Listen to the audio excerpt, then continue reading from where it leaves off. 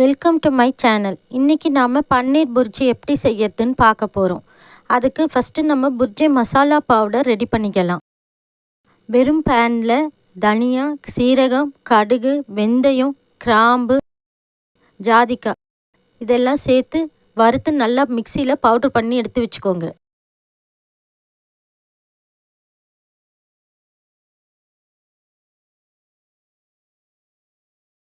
ஒரு பேனில் எண்ணெய் ஊற்றிக்கோங்க.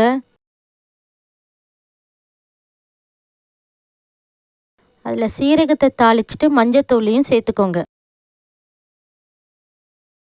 இதில் இப்போ நாம் தேவையான அளவு வெங்காயத்தை சேர்த்துக்கணும்.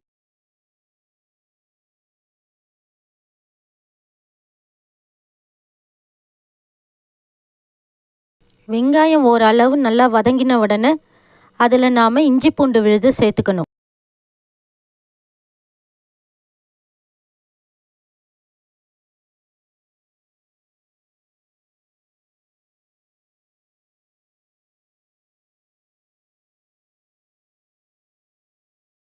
இஞ்சி பூண்டு விழுது நல்லா வதங்கின உடனே அதில் நாம் நறுக்கி வச்சுருக்க தக்காளியும் பச்சை மிளகாவையும் சேர்த்துக்கணும்.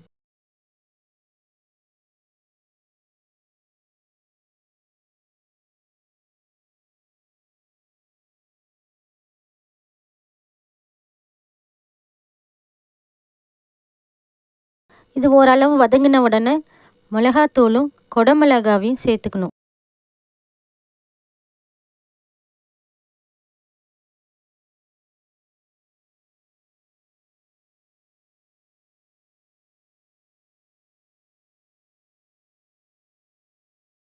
இதில் இப்போ புர்ஜி மசாலா பவுடர் சேர்த்துக்கோங்க.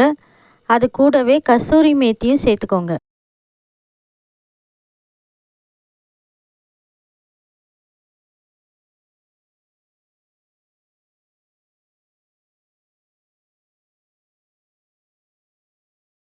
இப்போ இதில் நாம் பன்னீர் சேர்த்துக்கணும். நல்லா மிக்ஸ் பண்ணுங்கள்.